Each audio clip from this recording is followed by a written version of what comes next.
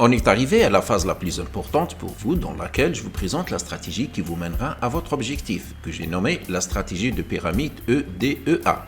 Avant de vous la présenter, j'ai vu qu'il me serait nécessaire de vous parler d'un paramètre important qui est le CEP, qui veut dire le sentiment d'efficacité personnelle. C'est en quelque sorte le thermomètre qu'on utilise pour mesurer l'aptitude d'un individu ainsi que sa confiance en soi à une tâche professionnelle que devrait exécuter. Le CEP correspond donc à la croyance qu'a une personne sur ses capacités d'action.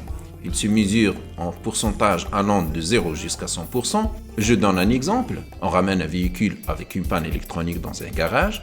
Dans ce dernier, on trouve 3 personnes. Un apprenti qui vient d'intégrer le garage pour apprendre la mécanique, un stagiaire qui a déjà été formé auparavant dans le diagnostic électronique automobile et qui est là pour un apprentissage, et le chef d'atelier qui a une très bonne expérience dans le domaine du diagnostic électronique automobile.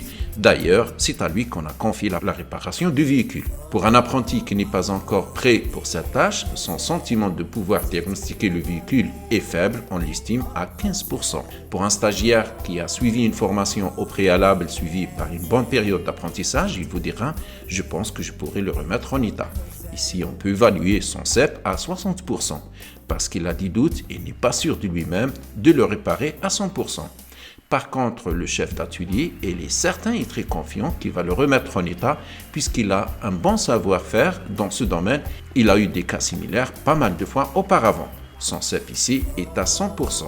Ce jugement de capacité de réaliser une tâche se construit à partir de 3 principales ressources. Nous avons la formation tant théorique que pratique, l'apprentissage et les expériences vécues. Ce sont les paramètres que façonnent et augmentent le CEP d'un individu. Il existe aussi d'autres éléments essentiels qui entrent en jeu pour influencer votre croyance en vous-même, soit dans le sens positif ou même négatif. Nous avons la persuasion verbale, c'est-à-dire c'est ce que disent les autres sur vous, sur vos compétences, sur vos travaux, et aussi l'état émotionnel ou psychologique, si vous avez confiance en vos analyses et en vos travaux de réparation. En dernier, je pose une question à votre place. Quel CEP me permettra de me lancer dans mon projet, c'est-à-dire créer mon propre garage et commencer mon activité de diagnostic électronique automobile? Réponse, vous l'avez déjà deviné, moi je l'estime qu'il faut avoir au moins un CEP de 60% pour pouvoir se lancer dans le métier de diagnostic électronique automobile.